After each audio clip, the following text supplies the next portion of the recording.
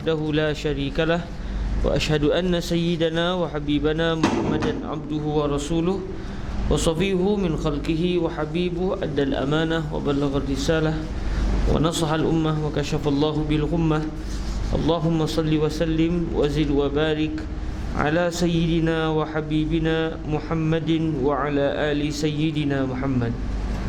Amma ba'd. Alhamdulillah, syukur kita kehadrat Allah SWT. Kita dapat bertemu sekali lagi dalam majlis pembacaan kitab Bahrul Mazi karangan Syekh Muhammad Idris Ibni Abdul Rauf Al-Marbawi rahimahullah SWT. Semoga majlis ini diberkati Allah, lalu kita diizinkan untuk mempelajari keseluruhan kitab ini. Allahumma amin.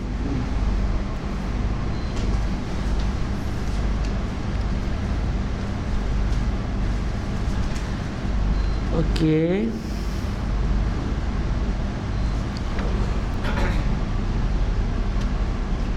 Baik, kita lihat sedikit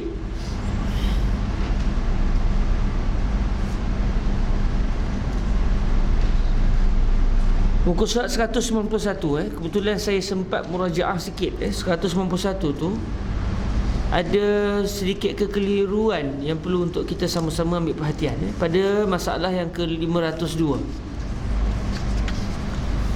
Kita baca masalah 502 Qala al-musannif rahimahullah wa nafa'ana Allah bi ulumi wa ulumi masyaikhihi wa talamizatihi wa qurra'i Bahrul Mazi wa sa'il musannafatihi wa syurrahihi Allahumma amin. Masalah haid bersemedangan, wajibkah membaharukan menyumbinya tiap-tiap fardu sembahyang? Menyumbinya maksud dia meletakkan kapas, dimasukkan ke dalam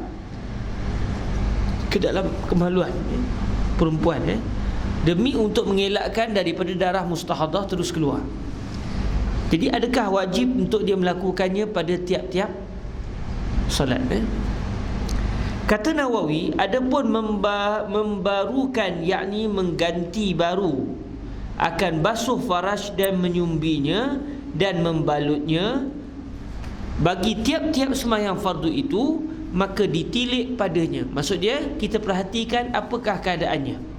Sebab bukan satu keadaan, media ada banyak keadaan, setiap keadaan ada hukumnya. Sekiranya berubah balut dan penampal itu daripada tempatnya, akan sebagai berubah yang memberi bekas padanya, ataupun nampak keluar darah dari segenap pihak balutnya dan tampalnya, nescaya wajiblah membaharukan. Nescaya wajiblah membaharukan. Dan jika tiada berubah tampalnya daripada tempatnya sekalipun. Okey, di situ muskilahnya. Ayat itu macam jadi tak apa jelas untuk kita faham. Okey, sekarang ni masalahnya sekiranya berubah balut. Dia dah balut dah. Sebelum ni dah balut. Sekarang ni masuk zuhur dia dah balut elok, dah sumbat elok apa semua. Sekarang masuk asar. Adakah dia perlu untuk buang balutan lama, bersihkan, lepas tu tampal, sumbat dengan kapas yang baru, kemudian balut Jadi di sini sebut sekiranya berubah balut dan penampal itu daripada tempatnya, akan sebagai berubah yang memberi bekas padanya. Dia bergerak daripada zuhur ke asar tu, lain kali kapas tu dah terkeluar dah, bukan lagi di kawasan yang sepatutnya, dia dah terkeluar dah daripada kawasan yang terbabit ataupun nampak keluar darah. Kapas elok lagi di situ, tak berubah, tapi masalahnya darah dah makin keluar, akhirnya kapas tu sudah ditembusi oleh darah darah istihadah. Ataupun nampak keluar darah dari segenap pihak balutnya dan tampalnya, nescaya, okey, ini hukum dia, nescaya wajiblah membaharukan. Jadi kalau anda kata dia punya kapas tu masih di tempat yang asal, tapi kapas tu dah penuh dengan darah, main dia bukan lagi berperanan dengan peranan yang sepatutnya. Peranan kapas tu untuk mengelakkan darah daripada keluar.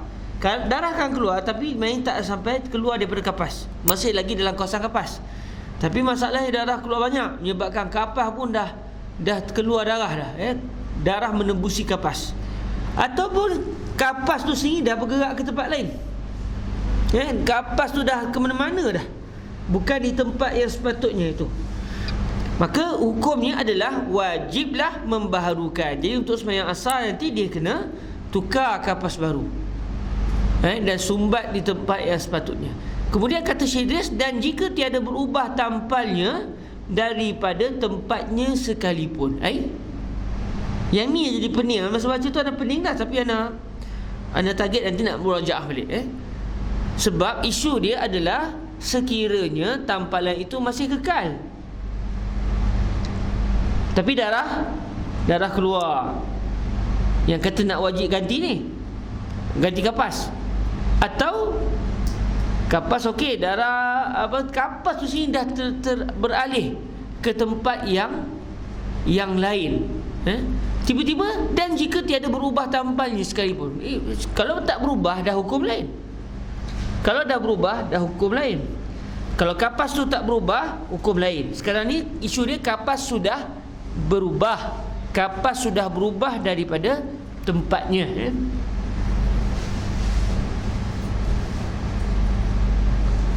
Kemudian disebutnya, dan jika tiada berubah tampalnya daripada tempatnya sekalipun, dan kerana zahir darah itu, maka padanya dua wajah. Bagi ashab kita, bermula yang asah daripada keduanya, wajib membaharukan sebagaimana wajib membaharukan wuduk. Memang ayat ni tak jelas. Kalau kita cuba perhati, memang tak jelas. Disebut, maka nescaya wajiblah membaharukan, dan jika tiada berubah tampalnya daripada tempatnya sekalipun, dan kerana zahir darah itu, maka padanya dua wajah. Memang tak jelas. Jadi saya murajaah balik kitab Syarhun Nawawi ala Sahih Muslim. Akhirnya dapat jumpa. Dia senang sebab Syekh Idris ni sumber kitab Bahrul Mazini dua yang utama, dan juga Syarhun Nawawi ala Sahih Muslim. Dalam Syekh Idris nak menukilkan pendapat fiqh, beliau akan pegang dua kitab ni.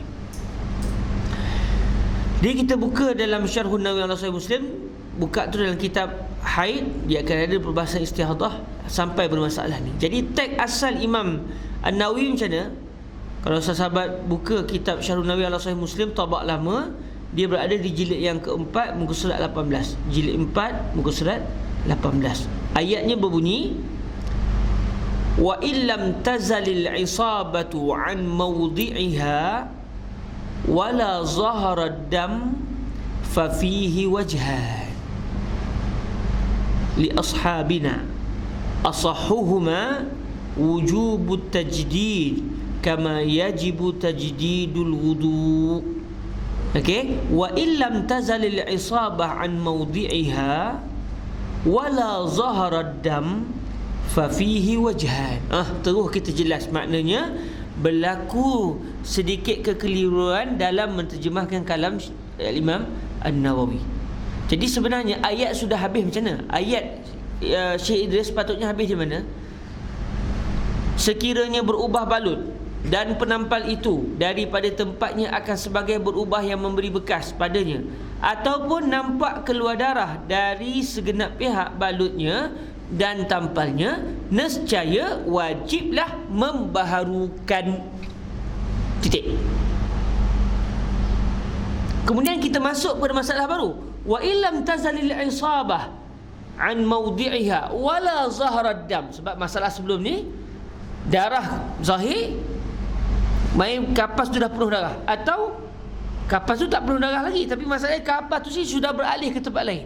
Itu masalah sebelum ni yang hukumnya wajib untuk diperbaharui. Okey, sekarang kapas masih di tempatnya dan darah pun tak keluar daripada. Okey, wala zahrad dam.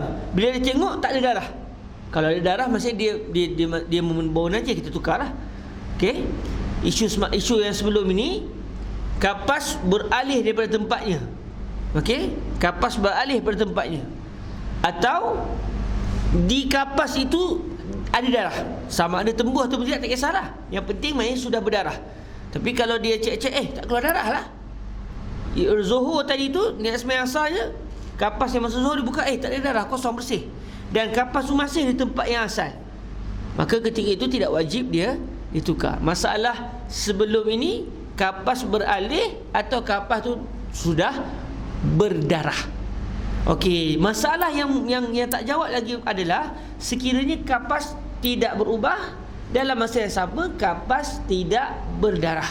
Jadi apa hukumnya? Itulah yang sebenarnya yang ingin diterjemahkan oleh Syekh Nawawi. Cuma bila diterjemahkan itu, dan jika tiada berubah tampalnya daripada tempatnya sekalipun.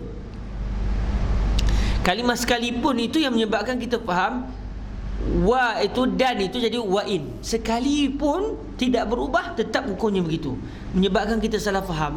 Jadi ayat dia berhenti di mana? Nescaya wajiblah membaharukan. Baik, sekarang masalah yang seterusnya pula. Dan jika tiada berubah tampalnya daripada tempatnya sekalipun. La'alla yang lebih tepat kalimah sekalipun tu tidak ada, lebih tepat. Sebab dalam teks Arab, wa illam tazalil isabah an mawdi'iha wala zaharad dam. Tapi ayat seterusnya, dan kerana zahir darah. Jadi berlaku sedikit kekeliruan dalam terjemahan. Maknanya masa Syekh terjemah tu mungkin tak perasan, lantas tersilap dalam menterjemah.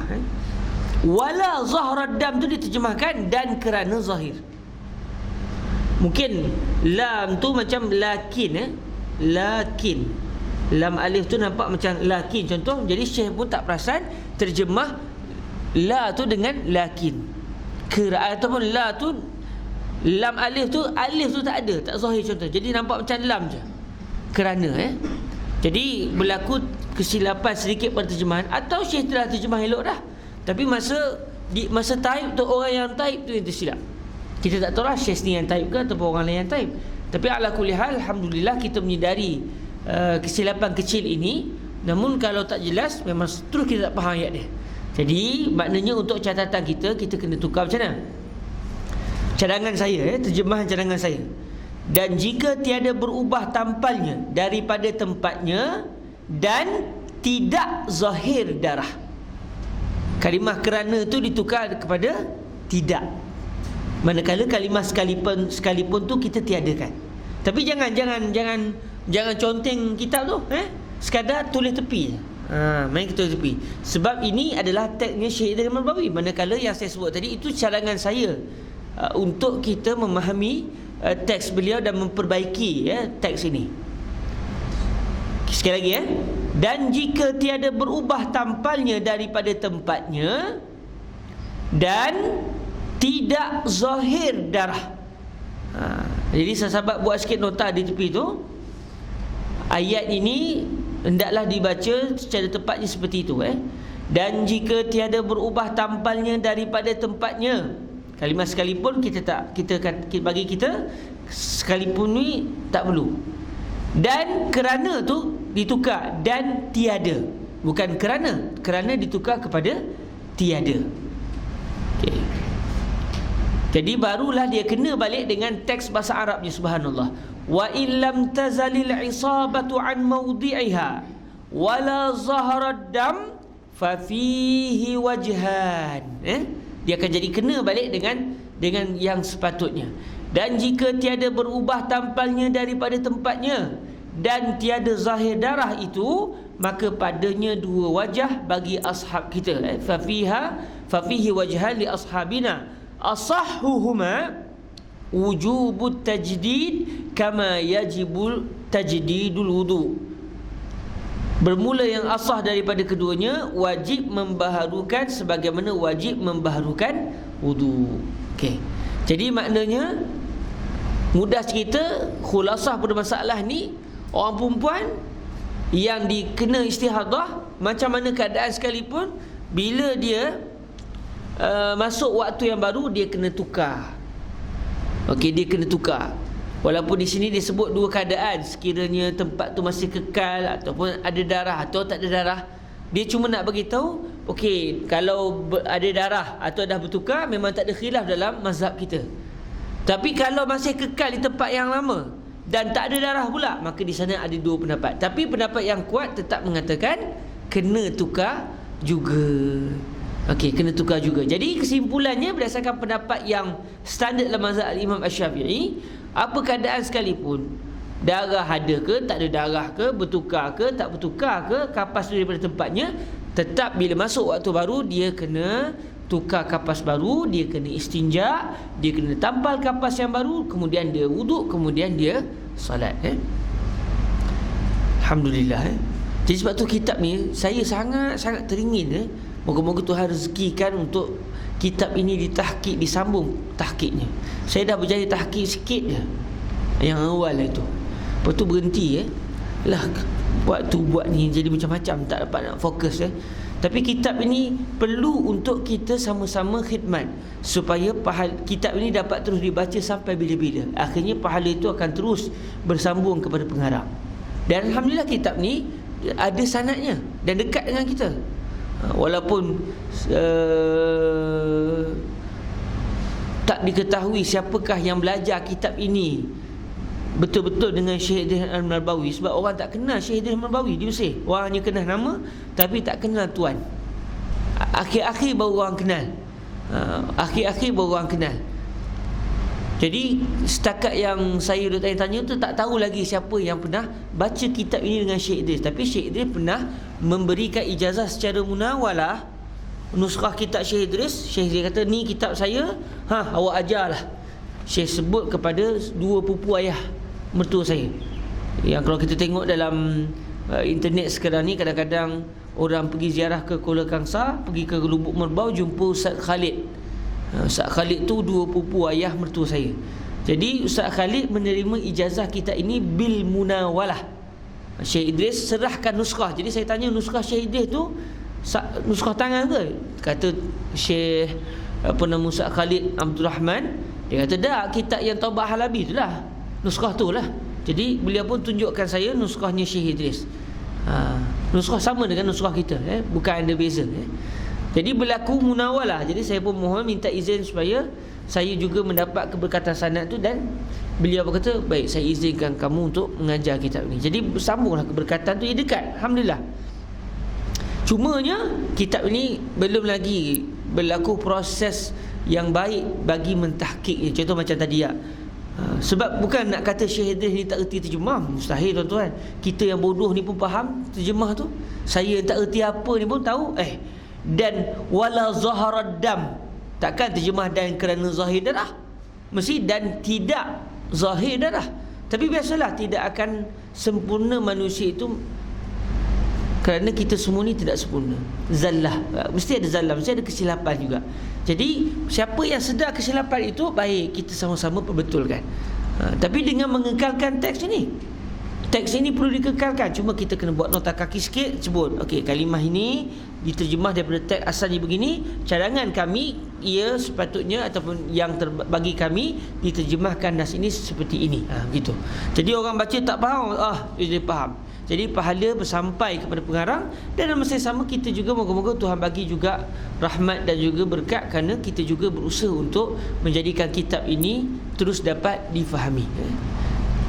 Jadi kalau sahabat-sahabat ada keinginan tu sangat baik. Tapi berat sikit lah. Tapi berat-berat pun masih berat-berat dalam ruang lingkup ilmu. Kita kena, bila ada satu perbahasan tu, kita kena baca kitab ulum sikit. Kemudian kita kena baca kitab, kita kena cari kalam yang Syekh terjemah tu, cari dalam Syarhun Nawawi ala Sahih Muslim. Dan Syekh kadang tak sebut, di mana sebut berkata Nawawi je. Tapi saya dah bagi kunci dah, insya-Allah itu daripada kitab Syarhun Nawawi ala Sahih Muslim. Kita kena baca, kena cari balik agak-agak mana ni terjemah ni, agak-agak mana nas Arab dia. Dah jumpa, kita kena padas satu-satu, baru kita akan dapat ni. Dia akan mengambil masa, namun dia ada satu usaha yang baik. Okey Jadi saya ulang sekali lagi, muka surat 191 tu kita buat sedikit cara baca dengan betulnya. Daripada atas, sekiranya berubah balut dan penampal itu daripada tempatnya akan sebagai berubah yang memberi bekas padanya, ataupun nampak keluar darah dari segenap pihak balutnya dan tampalnya, nescaya wajiblah membaharukan. Okey, berhenti. Masalah yang kedua, dan jika tiada berubah tampalnya daripada tempatnya, kemudian kalimah sekalipun tu bagi kita dia meragukan, dia menyebabkan kita salah faham, jadi kita tak baca. Dan kerana zahir kita tukar, dan tidak zahir. Dan jika tiada berubah tampalnya daripada tempatnya dan tiada zahir darah itu, maka padanya dua wajah bagi ashab kita. Bermula yang asah daripada keduanya, wajib membaharukan sebagaimana wajib membaharukan wudu. Alhamdulillah, terus kita faham masalah ini. Masalah 504 itu ada juga yang saya tak jelas, tapi setakat ni belum ada peluang lagi untuk saya berada dalam kereta untuk buka kitab Al-Um. Di rumah tak terbuka dah kitab Al-Um, dia kena tunggu dalam kereta baru boleh buka. Okey, jadi 504 tu ada yang di belakang, di ujung-ujung tu saya tak pernah nak faham. Kita akan tunggulah bila saya akan berada dalam kereta untuk saya murajaah perbahasan itu, insya-Allah. Baik, kita sambung kepada tajuk yang sepatutnya pada pagi ini, iaitu pada masalah yang ke-506 ya. Qala al-musannif rahimahullah, 506 masalah haid bersemedangan sekali mandi dan dalilnya. Sekali mandi dan dalilnya. Orang yang kena istihadah memang kena mandi. Kalau dia berada pada keadaan ghair mutahayyirah, selesai. Dia hanya kena mandi sekali pada hari yang dia telah dianggap suci. Kenapa dia kena mandi? Sebab sebelumnya datang haid. Sekarang dia sudah suci, cuma darah masih keluar. Darah itu bukan darah haid. Jadi untuk dia solat, dia kena mandi wajib. Itu kalau dia tidak diiktibar pada keadaan mutahayyirah. Tapi kalau dia mutahayyirah, pada hari dia mutahayyirah, dia kena mandi. Kalau dalam sebulan tu, dalam kiraan dia ada 10 hari mutahayyirah, 10 kalilah dia kena mandi. Bahkan yang lebih dahsyat, kalau dia mutahayyirah nasiyah li'adatiha qadran wa waqtan, bukan bukan sekali sehari, bahkan setiap kali sembahyang dia kena mandi. Kalau dia ingat bulan lepas, saya tak ingat apa dah, haid saya semua saya ingat, cuma saya memang ingat saya berhenti darah haid itu masa azan asar. Ingat lagi. Sebab masa tu saya nak pergi ke kelas, saya nak pergi berjalan, dan saya kata saya dah tak haid nak sembahyang apa, tiba-tiba darah berhenti. Akhirnya saya terlambat pergi ke tempat tu kerana nak mandi dan sembahyang. Dia ingat, ada peristiwa tertentu dia ingat, katakan. Jadi darah tu berhenti asar. Okey, selesai. Kalau dia tu dalam hukum mutahayyirah, dia hanya perlu mandi sekali saja, iaitu pada waktu asar sahaja. Esok, kalau esok pun mutahayyirah dalam kiraan, esok masa asar saja mandi. Tapi kalau dia tak ingat, memang berhenti darah Ustaz bulan lepas, bila berhenti memang tak ingat, okey, tiap-tiap kali sembahyang mandi. Itu secara kasar perbahasan kita. Dan ia juga berkait dengan 7 folder wanita mustahadah, kerana untuk menentukan dia mutahayyirah ataupun tidak. Kesimpulannya, wanita mustahadah memang kena mandi. Cuma berapa kali mandi? Sekali mandi ke? Sehari sekali ke? Atau tiap-tiap kali sembahyang? 3 keadaan. Tak sangka saya boleh jadi power juga dalam bab istihadah ni. Dulu sampai berhenti tu kelas di masjid Maran. Saya kata start lagi tak orang nak faham tu masalah haid ni. Alhamdulillah berkat kawan-kawan ni, bukan sebab saya power, berkat sahabat datang ni, jadi saya tumpang kepoweran sahabat tu. Baik, kata Nawawi, di mana ni? Insya-Allah dalam kitab Syarhun Nawawi ala Sahih Muslim. Nak kata insya-Allah tu sebab mungkin dalam kitab Majmu'. Tapi insya-Allah pengalaman lah bersama dengan Syekh Idris Marbawi ni, macam sempat je tak sempat pengalaman membaca kitab beliau, berlaku majaz dalam ucapan saya tadi. Majaz bil hazf, bisababil hazf. Jadi bila berkata Nawawi, insya-Allah dalam Syarhun Nawawi ala Sahih Muslim. Cuma nak kena baca, kena carilah. Dan orang yang nak tahqiq kitab ni, setiap kali tu dia kena check. Dia kena check. Dan sebelum ni ada pengalaman Syekh Idris Marbawi tertinggal kalimah tidak. Contoh, maka tidak sah, Syekh terjemah maka sah. Memang berubah hukum. Biasalah kita dah kata Syekh Idris ni tak dakik, jangan gitu. Tak dakik pun banyak dah tu. 22 jilid, kita yang dakik tu berapa jilid dah terhasil. Dakik sangat sampai tak terhasil, itu kedakikan yang dahsyat. Nak ceritanya biasa saya sendiri bila saya menulis apa semua, kadang-kadang bila kita dah murajaah banyak kali, ada juga kesilapan. Buku silsilah hadis tu berapa kali murajaah saya tu, masa baca baru ni pun ada juga silap, padahal kita dah baca depan makam tu. Depan makam ni berkat kan, kadang-kadang kita kuburiyun kan, Pergi ke makam tu, pergi ke makam ni, baca dia mula sampai habis, terasa alhamdulillah tak jumpa salah dah. Salah juga ada juga sikit-sikit yang tersilap. Itu cara murajaah. Baca satu-satu, cuba perhati nak ceritanya kita ni tak ada yang sempurna. Tapi walau tak sempurna, tetap kita kena memberi sumbangan. Mana yang orang perasan silap, orang betulkan. Mana yang perasan silap, orang betulkan. Tapi jangan cepat kata silap, takut kita je rasa silap, rupanya tak silap. Jadi siapa yang rajin tu, insyaAllah mana tahu daripada majlis ni akan tergerak perasaan hati untuk kita rajin. Satu hari yang masa 3 jam cek sesuatu kan, sejam cek sesuatu. Sahabat isteri tak ada, anak-anak ada, tak ada, anak tekak je ada, banyak selesai masalah. Dan kami ni macam-macam Tapi insyaAllah lah, kalau tak sempat kita buat pun kita kena buat. Alhamdulillah saya dah hasilkan sikit. Siapa nak sambung siapa nak sambung yang berbaki, kalau siap dengan tahqiq kitab ini, dia akan jadi dekat 40 jilid insyaAllah. Saya jaga-jaga dia akan jadi dekat 40 jilid.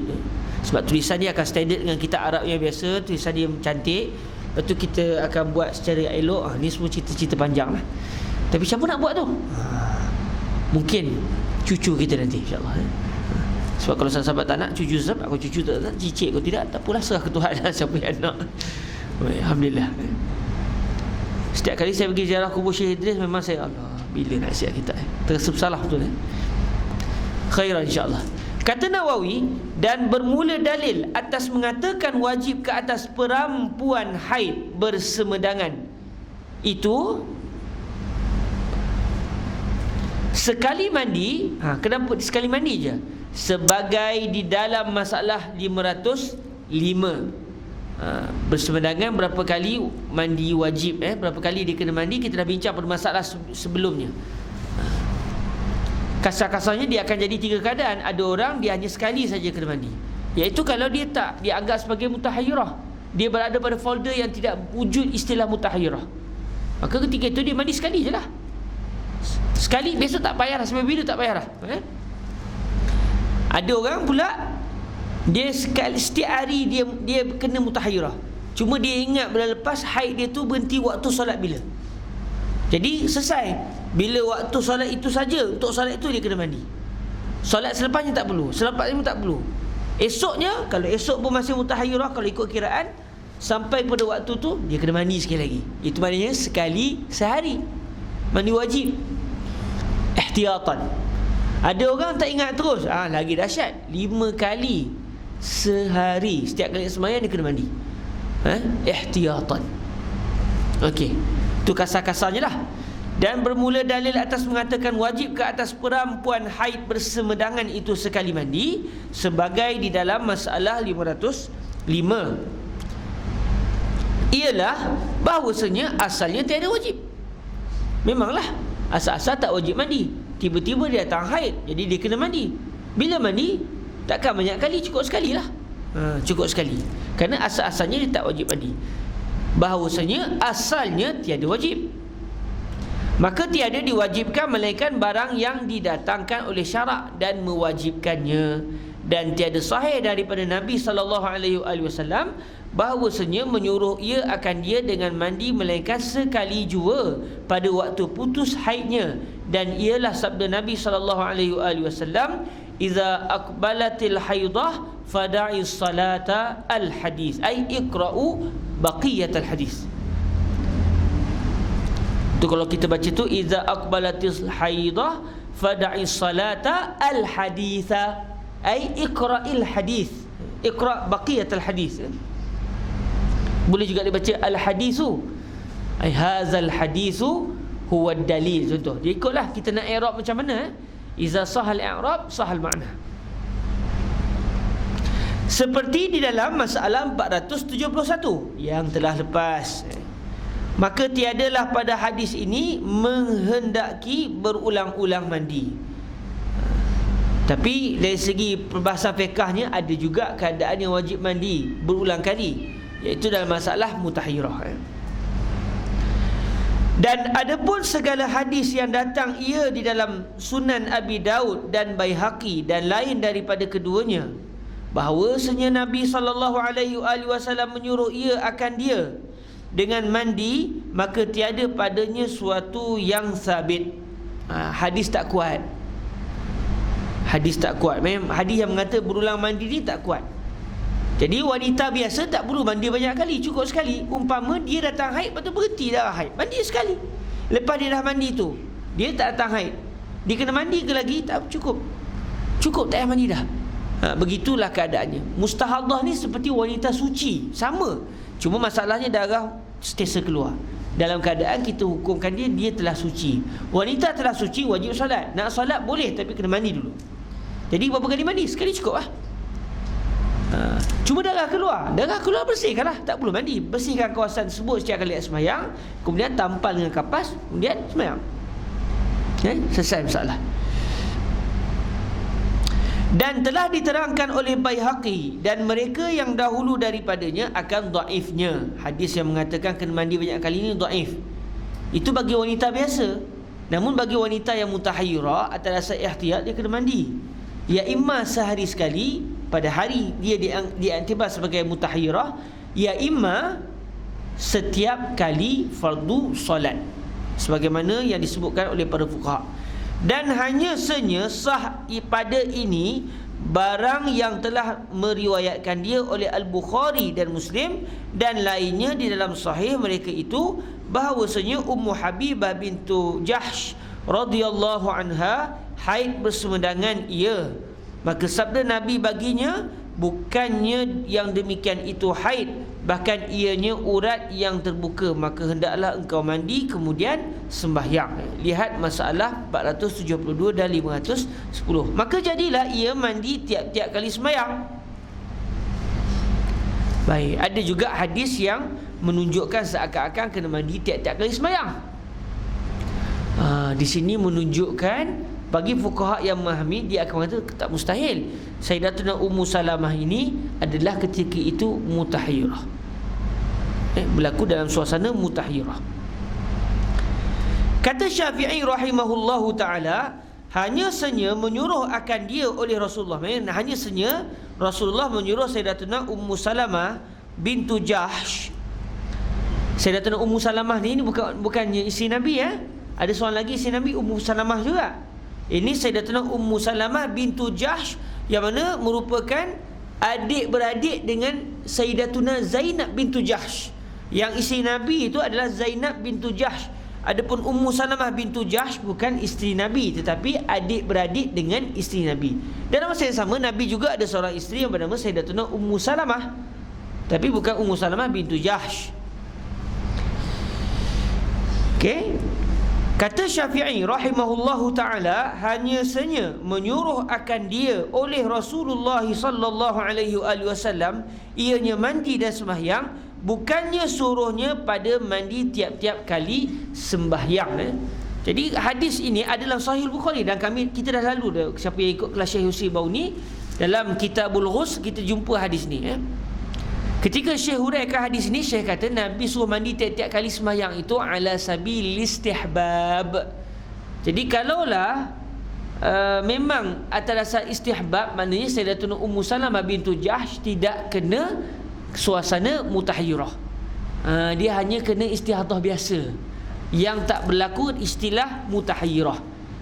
Jadi kalau begitu maknanya tak perlu mandi setiap kali sembahyang, dan juga tak perlu mandi setiap hari. Cukup dari segi pembahasan fiqahnya, cukup apabila dia perasan, dia sudah tahu yang dia kena istihadah, mandi terus sembahyang, dan tak perlu lagi mandi untuk sembahyang yang seterusnya.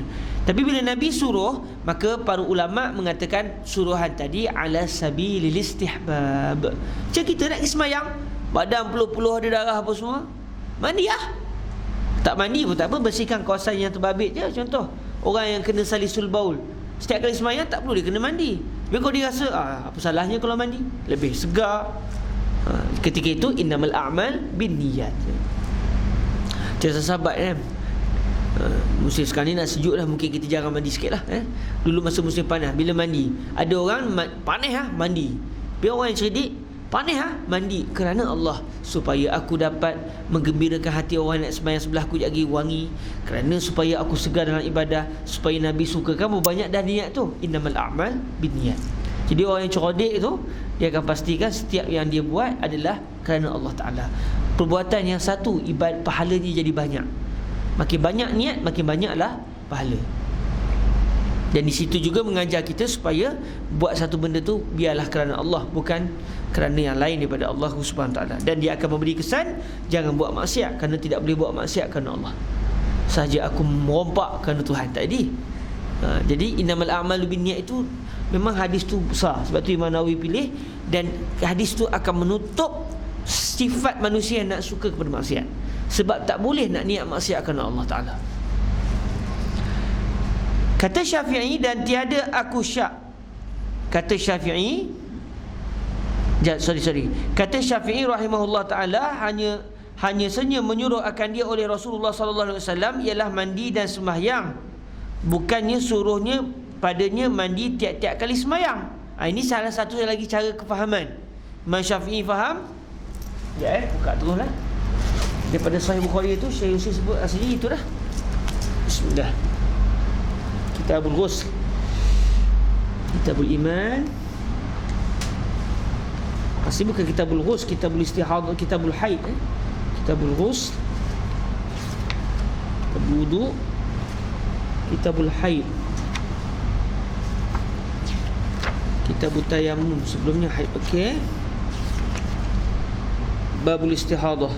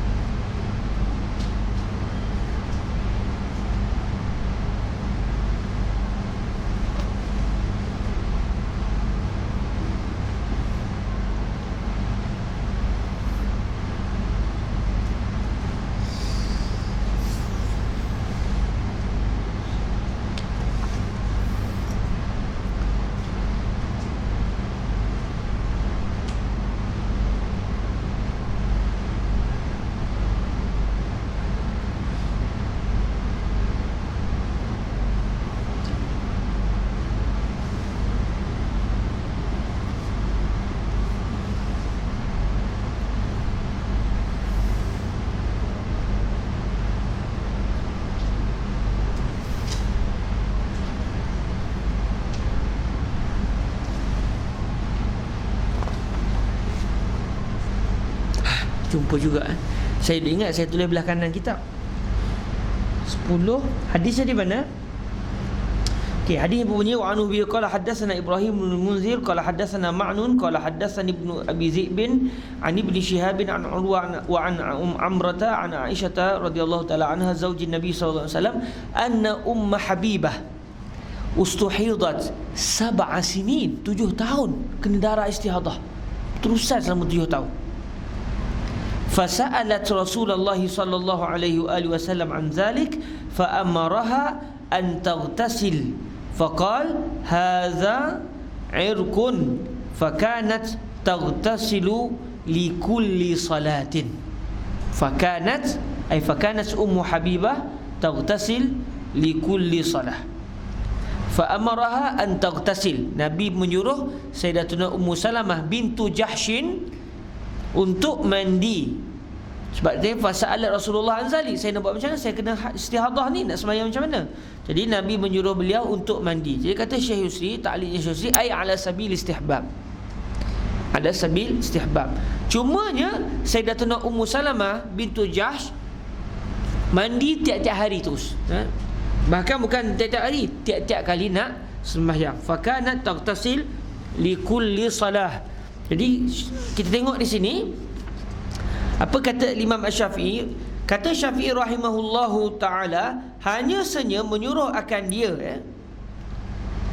oleh Rasulullah sallallahu alaihi wasallam ialah mandi dan sembahyang. Nabi tak kata supaya mandi tiap-tiap kali sembahyang atau mandi tiap-tiap hari. Cuma Nabi kata mandi. Nabi suruh Sayyidatuna Ummu Salamah bintu Jahsh untuk mandi. Untuk tujuan apa? Lepas mandi sembahyang lah. Bukannya suruhnya pada mandi tiap-tiap kali sembahyang. Cuma Sayyidatina Ummu Salamah bintu Jahsh sendiri mandi tiap-tiap kali sembahyang. Nabi arahkan mandi, cuma beliau mandi tiap-tiap kali sembahyang. Jadi ada dua keadaan yang berbeza. Nabi suruh dan juga kita nak buat tu macam mana. Jadi beliau nak buat dengan lebih banyak Dan kata Syekh Yusri, Nabi suruh mandi itu ala sabil istihbab. Jadi kefahaman Syekh Yusri menunjukkan bahawa Sayyidatuna Ummu Salamah bintu Jahsh walaupun beliau datang istihadah, namun beliau bukan pada keadaan mutahayyirah. Sebab mutahayyirah dia memang kena mandi setiap hari. Ya imma sekali sehari, kalau dia ingat adat dia sebelum ini, bila haid tu berhenti, waktu solat apa berhenti, atau dia kena mandi tiap-tiap kali sembahyang apabila dia tak ingat langsung haid dia berhenti bulan lepas pada sembahyang mana. Okey. Bukannya suruhnya padanya mandi tiap-tiap kali sembahyang. Ini katanya Imam Asy-Syafi'i dalam Al-Um. Kata Syafi'i, dan tiada aku syak insya-Allah taala akan mandinya tiap-tiap sembahyang itu ialah suka hati daripadanya dengan tiada disuruh akan dia. Sayyidatuna Ummu Salamah mandi bukan kerana Nabi suruh mandi tiap-tiap kali sembahyang, tapi beliau sendiri yang suka nak mandi tiap-tiap kali sembahyang supaya lebih bersih, lebih segar untuk mendirikan solat. Dan yang demikian itu mandi lapang hatinya baginya. Inilah kalam Syafi'i dengan lafazan la'alla sawab lafaznya dengan lafaznya sendiri. Dan begitulah kata gurunya yang bernama Sufyan ibnu Uyainah dan Al-Laits ibnu Sa'd dan lain daripada keduanya. Dan ibarat mereka itu berhampir-hampiran, wallahu a'lam. Jadi maknanya isu mandi ni kalau ikut secara kasar begitu. Di sini juga kita dapat belajar jangan belajar fiqh daripada kitab hadis. Sebab kitab hadis peranannya menghuraikan hadis, itu yang utama. Kemudian didatangkan juga beberapa hukum fiqh yang berkaitan. Betul, macam kita dah belajar secara dalam sebelum ni tentang masalah istihadah kasar-kasar je lah. Kita pun tahu ada 7 folder, kemudian ada hukum. Jadi kalau kita baca, kalaulah orang yang dia tak baca kitab fiqh, dia tak belajar kitab fiqh, dia hanya baca kitab hadis, dia kata mana kena mandi tiap hari? Dia tak tahu dia di sana ada perbahasan wanita mutahayyirah yang mana dia tak ingat langsung dia punya adat dan qadar. Dan di situ dia kena mandi tiap-tiap hari. Bahkan dalam beberapa keadaan dia kena mandi tiap-tiap kali solat. Ada pun mustahadah yang tak termasuk dalam folder mutahayyirah, dia memang tak kena mandi tiap-tiap hari, cukup sekali sahaja. Cukup sekali saja dia mandi, kemudian dia terus sembahyang walaupun darah berterusan keluar selama beberapa hari sekalipun. Okey, jelas. Jadi nak tahu hukum fiqh daripada kitab fiqh.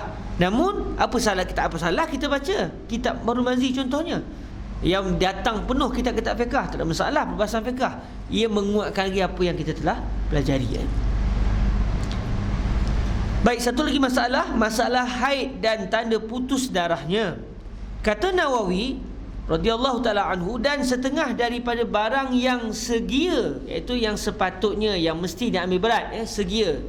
Kadang-kadang segia, kadang orang kata sayugia, kadang-kadang seyogia. Itu semua dia punya lahjah dia.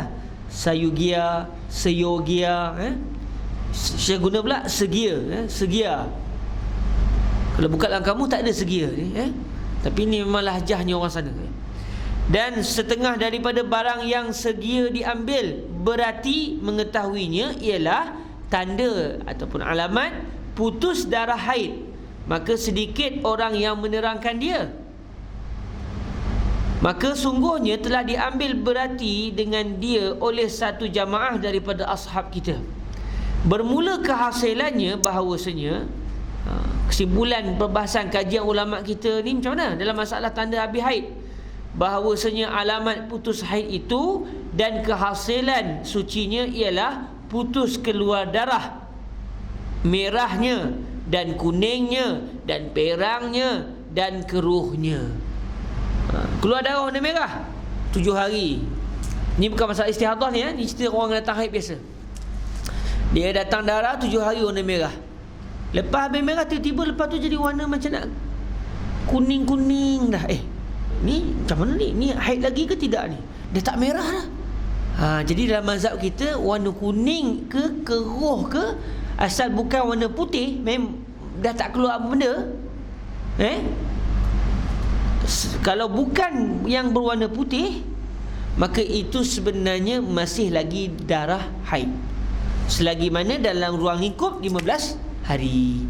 Dia hari pertama, kedua hitam, hari ketiga, keempat merah, haid juga. Hari ke-6, 7, 8, 9, 10 kuning, haid lagi. 8, 9, 10 sudah 12, 13, 14, 15 dah warna keruh dah Ustaz. Haid lagi ke? Haid lagi. 16 berhenti darah. Okey, selesai, tak kena istiadah. Okey, itu perbahasan ni, mudah.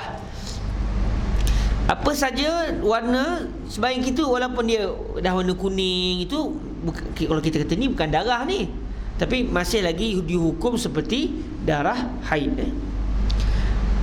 Bermula kehasilannya bahawasanya alamat putus haid itu dan kehasilan sucinya ialah putus keluar darah, merahnya dan kuningnya dan perangnya dan keruhnya, sama ada keluar air basah yang putih atau tiada keluar sama sekali.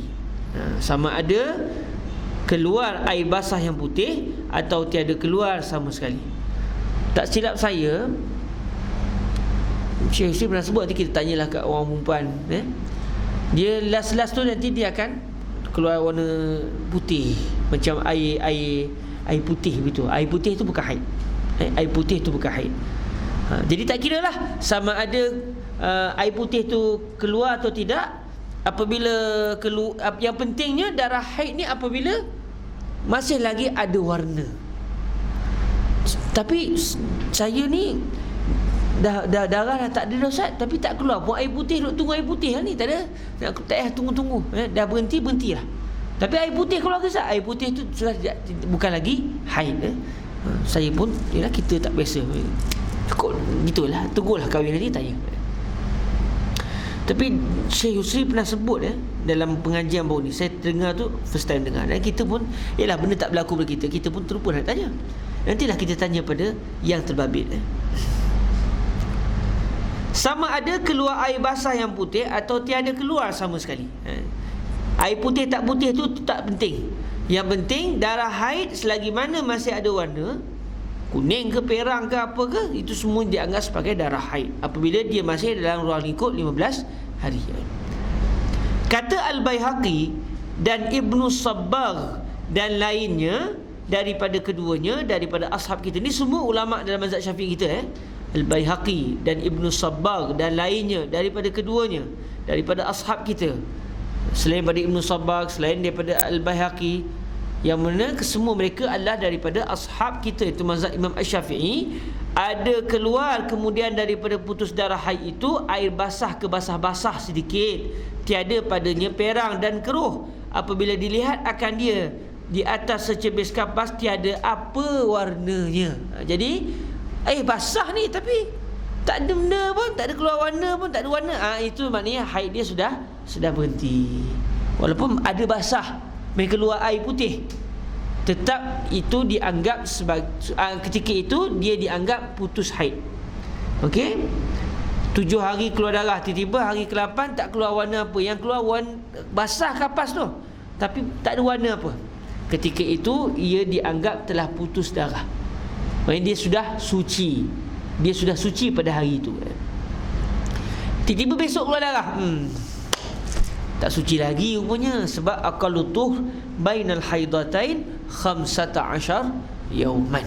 Semalam saya tanya pada Syekh Ahmad dalam perjalanan kami nak ke Syekh Ali Jumaah semalam, adakah aqallutuh bainal istihadah wal haid 15? Saya kata ya. Jadi disyaratkan juga. Jadi bagi wanita yang dia sebagai mutahayyirah, darah keluar terus, dia keluar darah lebih daripada 15 hari, kemudian tak ingat langsung dia punya berapa hari bulan lepas punya haid, dia tak ingat langsung, mutahayyirah, nasiyah li'adatiha qadran wa waqtan, keluar darah straight sampai, katakan sampai 2 bulan darah straight keluar satu warna, syurih satu warna. Kalau 2 warna macam mana? Itu folder lain, panjang perincian ni, kita buat mudah-mudah je. Satu warna selama 2 bulan ni keluar warna sama je, tiba-tiba selepas habis bulan Zulhijjah masuk bulan Muharram berhenti darah. Alhamdulillah, saya dah tak kena istihadah. Sebab berat kawan tu.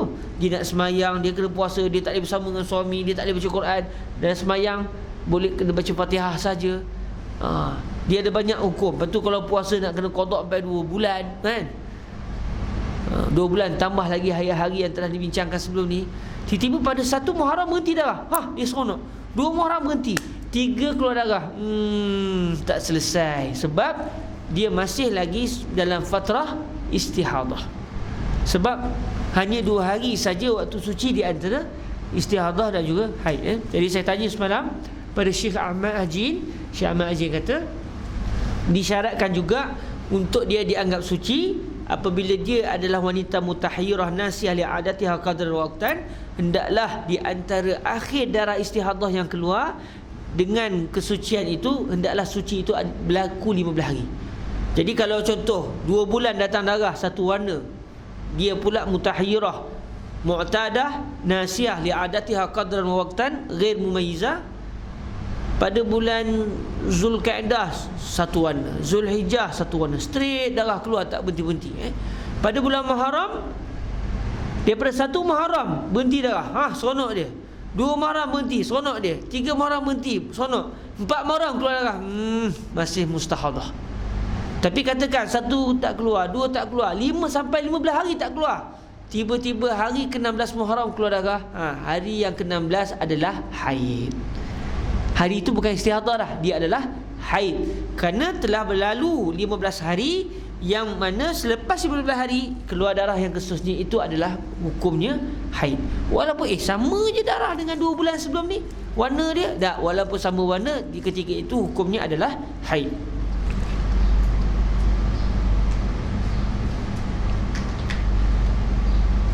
Ya Rabbi, kita dah pukul 9 ke? Jam kita baru 11.30. Dah lebih 4 minit lagi nak pukul 9. Nampak tak suruh berhenti tu. Nampak semangat tu, 4 minit tu dia gembira. Ayam tak ada ni. Macam mana nasib kita? Siapalah kita? Allahuakbar. Orang tak belanja. Okey, teruskan. Apa tadi? Okey. Apabila dilihat akan dia di atas secebis kapas, tiada apa warnanya. Warna putih, keputihan itu dia sudah dianggap masuk dalam era kesucian. Bahaya ayat saya, era kesucian. Dan sungguhnya telah sahih daripada Siti Aisyah radhiyallahu anha sebagai menyebut akan dia oleh Al-Bukhari di dalam sahihnya, alhamdulillah baca baru ni, daripadanya katanya, bagi perempuan-perempuan itu janganlah bersegera bersuci hingga melihat ia akan air kebasah-basahan putih itu. Maksudnya kalau dah sampai air putih tu, barulah ketika itu dia sudah dianggap telah suci. Tapi kalau ni dah kuning dah ni, bukan darah ni, nak mandilah, nak semayang, nanti dulu, sabar dulu. Dah 15 hari belum? Belum. Tunggu dulu. Relax. Dia wanita suka semayang. Dia dah tension tak semayang punya. Jadi dia ni wanita abidah. Dia tengok dah kuning, alhamdulillah, dah bukan darah. Mana ada darah warna kuning? Darah warna merah. Dia nak semayang, dia kata nanti. Isbiri qalilan. Anti mazilti fi muddah 15 yawman. Walam tata'adda 15. Intaziri qalilan. Lepas tu dia punya tunggu. Akhirnya keluar yang putih je. Okey, mandi. Tapi tak syarat kena tunggu putih. Yang penting dah berhenti.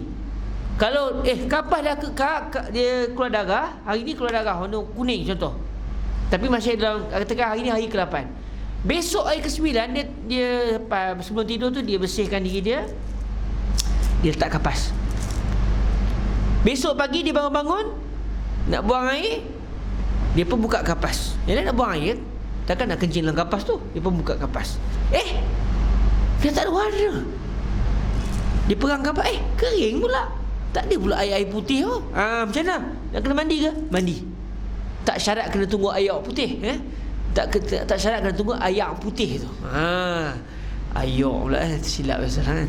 Tak tunggu syarat. Tapi kalau keluar air putih tu, maknanya dia telah suci. Kalau tak keluar pun suci. Yang penting dah tak ada warna pada kapas itu.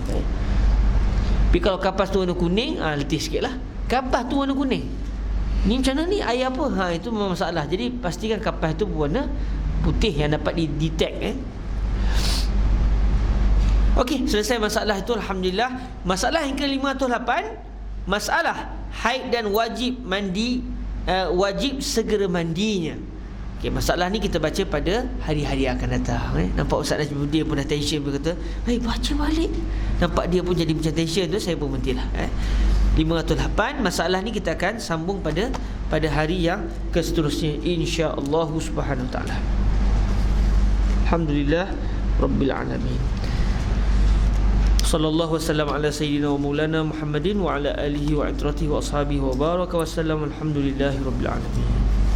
Allahumma salli afdala salatin ala as'adi makhluqatika sayyidina Muhammadin wa ala alihi wa sahbihi wa sallim adada ma'lumatika wa midada kalimah ذكرك الذاكرون وغفل عن ذكره الغافلون. اللهم صل أفضل صلاة على أسعد مخلوقاتك سيدنا محمد وعلى آله وصحبه وسلم عدد معلوماتك ومداد كلماتك كلما ذكرك الذاكرون وغفل عن ذكره الغافلون. اللهم صل أفضل صلاة على مخلوقاتك سيدنا محمد وعلى آله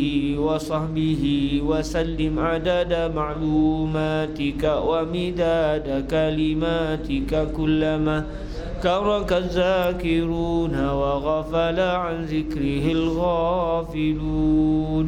اللهم اجعلنا من عبادك الصالحين وارزقنا فهم النبيين وحفظ المرسلين وإلهام الملائكة المقربين. ربنا آتنا في الدنيا حسنة وفي الآخرة حسنة وقنا عذاب النار. وصلى الله على سيدنا ومولانا محمد وعلى آله وصحبه وبارك وسلم. والحمد لله رب العالمين. تقبل الله منكم.